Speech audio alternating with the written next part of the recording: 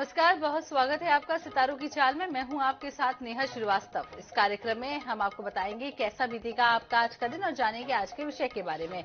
इस सब पर बात करने के लिए इस वक्त स्टूडियो में मौजूद है आचार्य कमलेश मिश्र जी, संस्थापक वैदिक घराट। पंडित जी, बहुत बहुत स्वागत है आपका। बहुत बहुत धन्यवाद। तो चलिए कार्यक्रम की शुरुआत कर लेते हैं।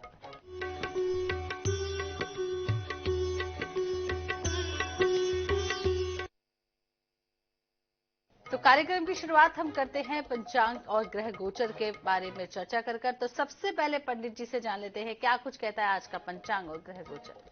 जी, आप सभी का दिन शुभ और मंगलमय हो। दर्शकों, सुबह की राम राम।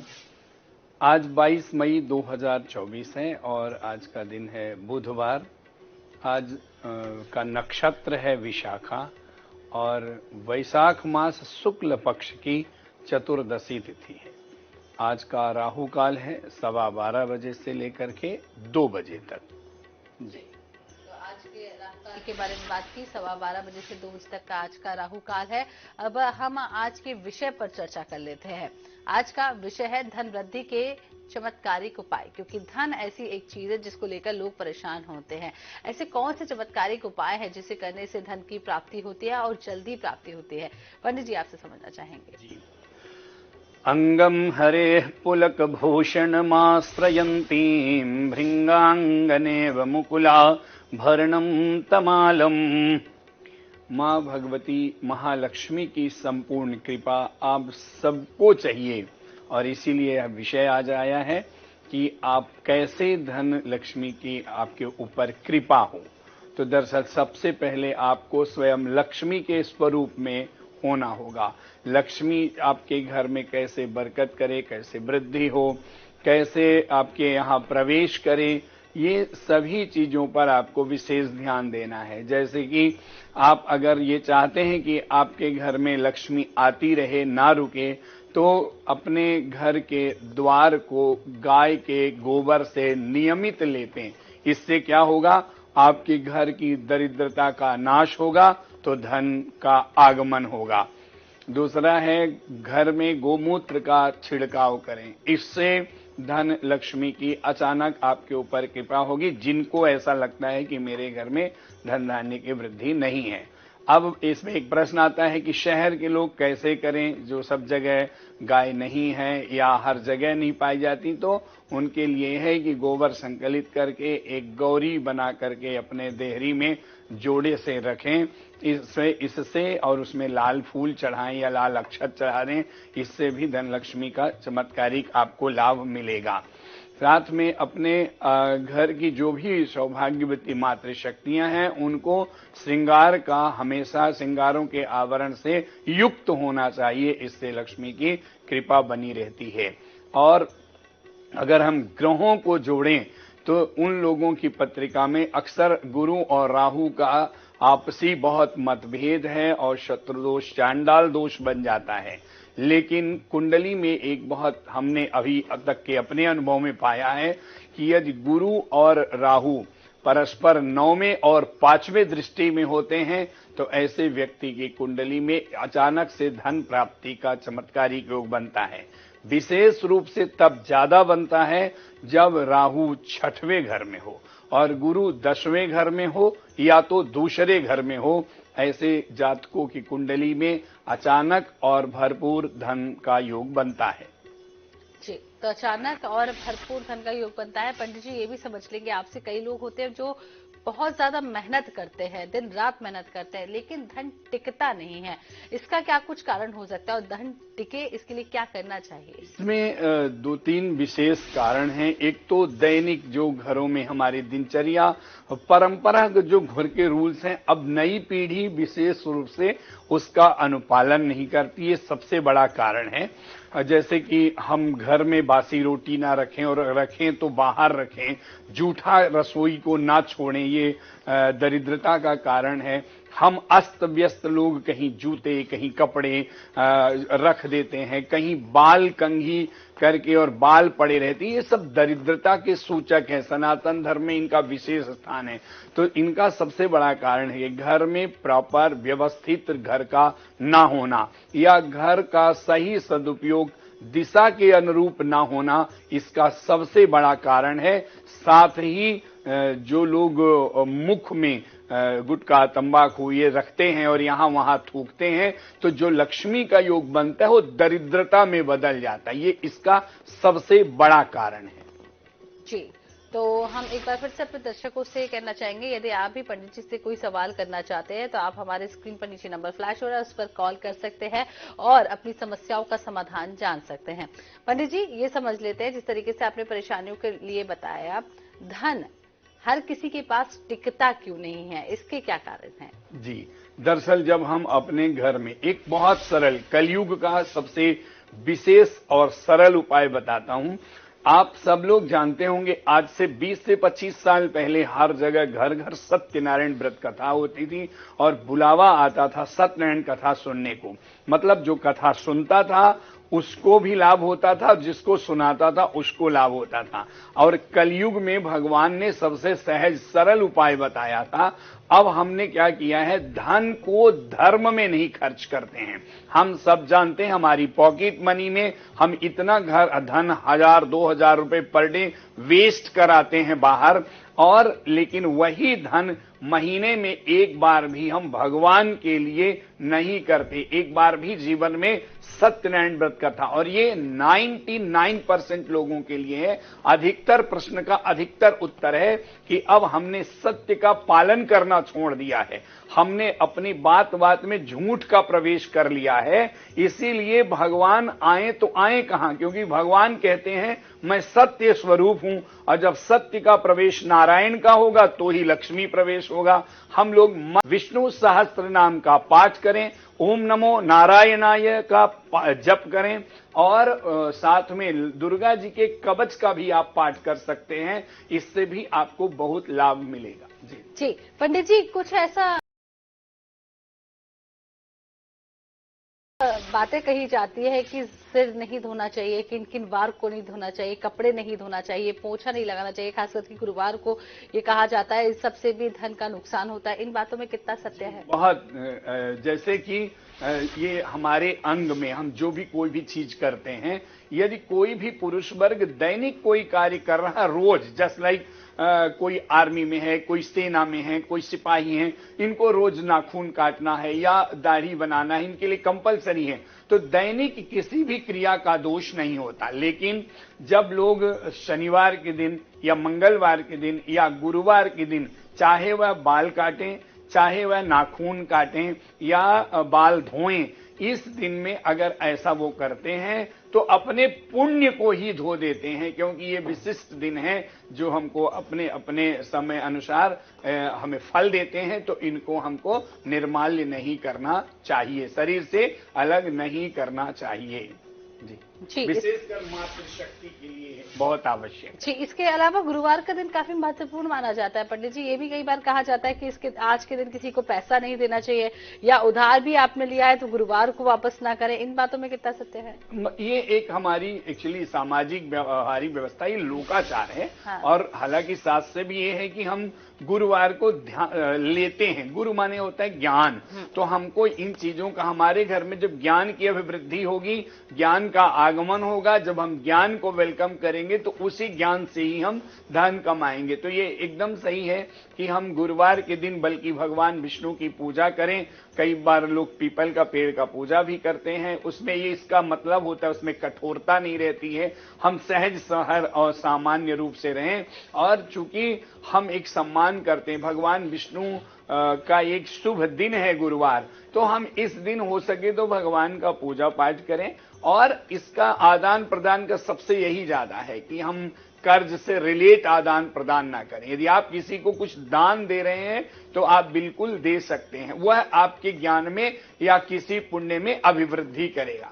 लेकिन अगर हम कर्ज को अपने जीवन में जोड़ते हैं तो वो हमारे लिए ठीक नहीं है, क्योंकि उसकी कड़ी कंटिन्यू वृद्धि है। यानी हम जब कोई भी शुभ दिन में जो भी शुभ काम करेंगे तो शुभ में वृद्धि होगी, अशुभ काम करेंगे तो अशुभ में वृद्धि होगी। जी पंडित जी, ये भी आप इससे समझ लेंगे कि कोई ऐसा व्रत हो जिसे करने से धन वृद्धि होती है और चमत्कारी लाभ भी मिलते हैं? जी, जिन जातकों की कुंडली में, विशेष करके कोट कर लें, जिन जातकों की कुंडली में शुक्र ग्रह खराब है, नीच है, उनके यहां पर बरकत होने में सबसे बड़ी समस्या है। उनके लिए तो विशेष रूप से, यद्यपि ये सब कोई कर सकते हैं, शुक्रवार का व्रत मां लक्ष्मी के लिए, संतोषी माता के लिए नहीं, लक्ष्मी के नाम से आप यदि यह व्रत करते हैं और मां लक्ष्मी को आप एक प्लेट ले लें, पीतल का, कांसे का, चांदी का, या जो भी आपकी क्षमता हो, लोहे को छोड़ करके, स्टील छोड़कर उसमें लाल कुमकुम से स्वस्तिक बनाएं,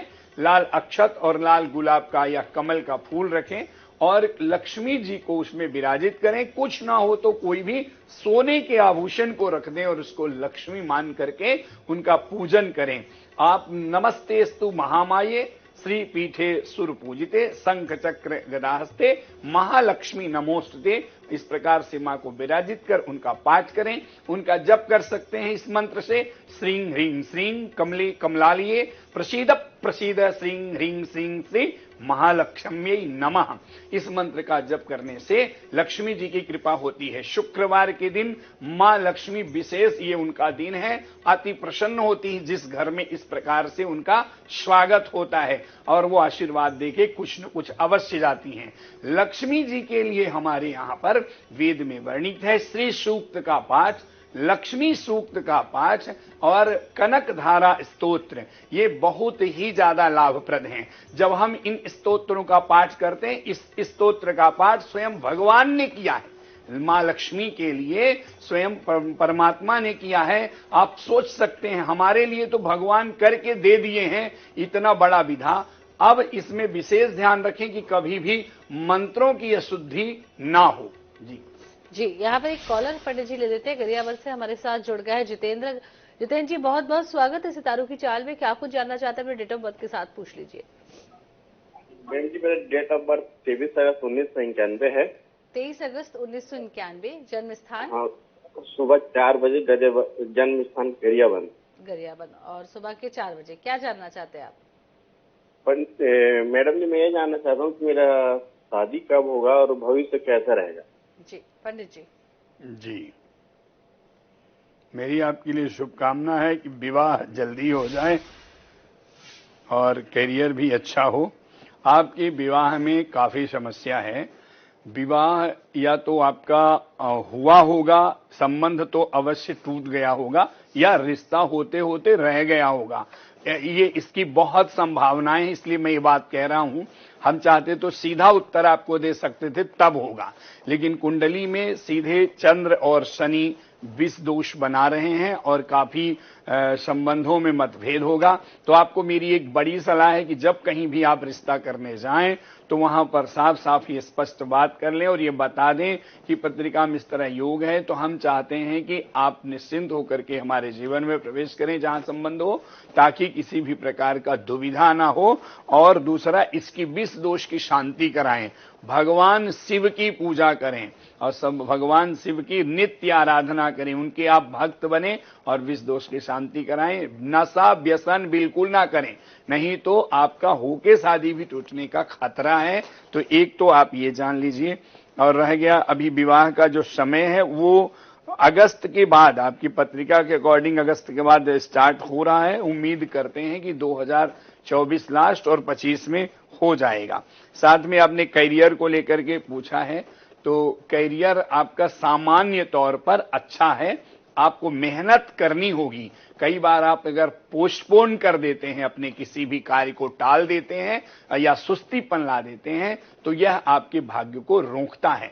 कुल मिलाकर के आपका जीवन अच्छा है, इसका ध्यान दें। तो आपका जीवन अच्छा है और जल्द ही आपकी शादी के योग भी बन रहे हैं। तो हम आज धन प्राप्ति को लेकर बात कर रहे हैं। पंडित जी, वो क्या गलतियां हो जाती हैं? कई बार हम दैनिक जीवन में, जिस तरीके से आपने बहुत सारी गलतियां बताई, हम अपने बच्चों को किस तरीके से समझा सकते हैं, आने वाली जनरेशन को कैसे समझा सकते हैं कि किन किन बातों का ध्यान रखना चाहिए जिससे धन आपके पास बना रहे? जी, एक हम लोग जब लक्ष्मी जी की बात करते हैं तो आद्य लक्ष्मी है, विद्या लक्ष्मी है, बुद्धि लक्ष्मी है, है ना, यश कीर्ति लक्ष्मी है, आयु आरोग्य लक्ष्मी है। इसमें यह ध्यान देने की बात है कि कौन व्यक्ति धन जीवन में क्या चाहता है, लेकिन ज्यादातर लोग धन चाहते हैं, यानी धन लक्ष्मी, पैसा रुपया, ये इस वैभव को ज्यादा मानते हैं। लेकिन हम चूंकि जब कहीं जाते हैं, हमारा कई प्रकार के लोगों से सामना होता है। कई बार लोग मर्यादा की लक्ष्मी को बहुत मानते हैं कि इज्जत मर्यादा बनी रहे, 2 रोटी टाइम से मिले और कुछ नहीं चाहिए। कई लोग बोलते हैं हमें स्वास्थ्य हमारा ठीक ठाक रहे, बाकी भगवान का दिया समय। यहां हम आद्य लक्ष्मी की बात कर लेते हैं, चूंकि आपका प्रश्न आद्य लक्ष्मी से जुड़ा है कि लोग बिगड़ कब जाते हैं और बिगड़ने से नुकसान क्या होता है। जैसे कि अगर अंबानी जी की बात हम करें तो उनके बच्चे हुए हैं तो उनको तो पारंपरिक रूप से नाम से ही लक्ष्मी मिली हुई है। अब ये लक्ष्मी बनी रहे, इसकी कृपा टूटे ना। ये कैसे होगा? जब हम धन का दुरुपयोग ना करेंगे। चूंकि हम अंबानी का नाम ले लिए तो ऐसा परिवार देखिए धर्म से कितना जुड़ा हुआ है, अभिवृद्धि का एक कारण है। सामान्य तौर पर भी व्यक्ति अगर अपने कुल परंपरा का मर्यादा का पालन करता है, अपने घर से परंपरागत तरीके से जो उसे प्रदत्त है, जो प्राप्त है, उसका सम्मान करें। ज्यादातर अभी हम देख रहे हैं कि जो आज के नवयुवक हैं, नया वर्ग है, वो लोग क्या करते हैं, अपने शौक को पूरा करने के लिए परंपरागत विधाओं को तोड़ देते हैं। जैसे कोई प्रॉपर्टी है उसको बेच करके अपने शौक पूरा करते हैं, या उनका दुरुपयोग करते हैं कि मेरे माँ बाप ने तो बहुत बना के गए, हम खा पी करके ऐश करेंगे। इस प्रकार से उनका सब प्रकार से क्षरण होता है, पतन होता है। इसका विशेष ध्यान रखें कि संस्कारों को ना छोड़ें। यदि आप संस्कार छोड़ देते हैं तो आप उम्मीद ना करिए कि आपका जीवन टिकाऊ होगा और बहुत ज्यादा यश कीर्ति से संपन्न होगा। जी जी, तो अब वक्त हो चला है आज के दैनिक राशिफल पर चर्चा करने का। पंडित जी क्या कुछ कहता है आज का दैनिक राशिफल? जी, आज मेष राशि वाले जो जातक हैं उनके लिए है आज का दिन, समय रहते अपनी भावनाओं को व्यक्त कर दें। कई बार होता है हम मन में कुछ चीजें सोच रहे हैं, कह नहीं पाते और फिर समय निकल जाता है, तो आपके लिए बहुत अच्छा होगा, आपको मन में संतोष होगा। वृषभ राशि के जो जातक हैं उनके लिए है कारोबार में बिल्कुल भी जल्दबाजी ना करें, बहुत सोच समझ करके स्मूथ गति से शुरुआत करें दिन की। आपका दिन अच्छा रहेगा और सफलता पूर्वक रहेगा। जो कुछ मिला है उसका सही प्रयोग करें। मिथुन राशि के जो जातक हैं धार्मिक यात्रा की रूपरेखा बनेगी और यह अच्छी चीज है। अगर आप कहीं के लिए अच्छा यात्रा करते हैं तो बहुत शुभ है आपके लिए, और वैवाहिक प्रस्ताव में बदलाव हो सकता है, तो सोच समझ करके निर्णय लें। कर्क राशि के जातकों के लिए आदान प्रदान में सावधानी बरतें। यदि किसी को कोई चीज दिए हैं या आपको लेना है, हो सके तो सब्र रखिए तो ज्यादा अच्छा रहेगा। और विरोधी विघ्न डालेंगे आपके कार्य में, ये विशेष ध्यान रखें कि कहीं ऐसी बात अपनी ना कह दें कि उसका दुरुपयोग हो। सिंह राशि के जातकों के लिए है कि इच्छा अनुसार सफलता के योग आपके बनेंगे, ये बेहद खास है। कई बार लोग बोलते हैं मेरी मन की इच्छाएं पूरी नहीं हो रही, तो आपके लिए तो बहुत अच्छा है। और दूसरों के लिए जितना शुभ संकल्प रखेंगे, आपका वह योग आपको कई गुना ज्यादा सफलता देगा। कन्या राशि के लिए जो जातक हैं उनके लिए है आपकी यश कीर्ति को लोग बदनाम करके धूमिल करने का प्रयास करेंगे। आजकल ऐसा कई बार है कि हमारे यहाँ सिद्धांत बना लिए हैं किसी की टांग खींचना। आप अपनी सतर्कता और सोच से हल निकाल लेंगे। तुला राशि के यदि कोई कार्य आपके मन के अनुरूप ना हो तो बिल्कुल भी निराश ना हो। कई बार लोग उम्मीद ज्यादा कर लेते हैं, फिर नहीं होता तो मोरल डाउन करते हैं, इससे बहुत एनर्जी का वेस्ट होता है। किसी भी विवाद में अपना दखल ना दें, थोड़े समय के बाद खुद ही चीजें आपके पक्ष में होंगी। वृश्चिक राशि के जातकों के लिए है आत्मविश्वास को बनाए रखना ही आपकी सफलता की कुंजी है। हम जितना सबल रखेंगे, एकदम मन में मजबूती रखेंगे ना, वही आपके लिए बहुत अच्छा रहेगा। और समय आपकी तरफ आ रहा है, पुरुषार्थ का फल अवश्य मिलेगा। धनु राशि के जातकों के लिए आत्मविश्वास बनाए रखें। काम के क्षेत्र में आपको सम्मान मिलेगा। आप जहां कार्य कर रहे हैं, कार्य की प्रशंसा होगी, ये बहुत अच्छी बात है। आपके कार्य से लोग खुश हो तो प्रमोट होने के अवसर बनते हैं। मकर राशि के लिए है कि सुखी, खुशी और उत्साह के साथ दिन की शुरुआत होगी और बहुत शांति से इसको मनाएं या निभाएं।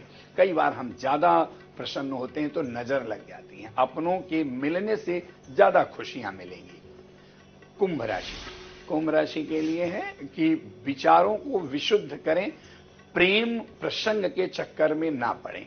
कई बार हमारा ऐसा होता है कि हम अच्छे विचार रहते हैं लेकिन उसी में डाउट करते हैं। विशुद्ध का मतलब है विशिष्ट शुद्धि, तो आपके लिए बहुत अच्छा होगा। मीन राशि के जो जातक हैं, दर्शक हैं, परिवारजनों के साथ अनुकूलता बनी रहेगी, यानी आपके पक्ष का काफी अच्छा माहौल रहेगा। सामंजस्य, आत्मविश्वास बना रहेगा।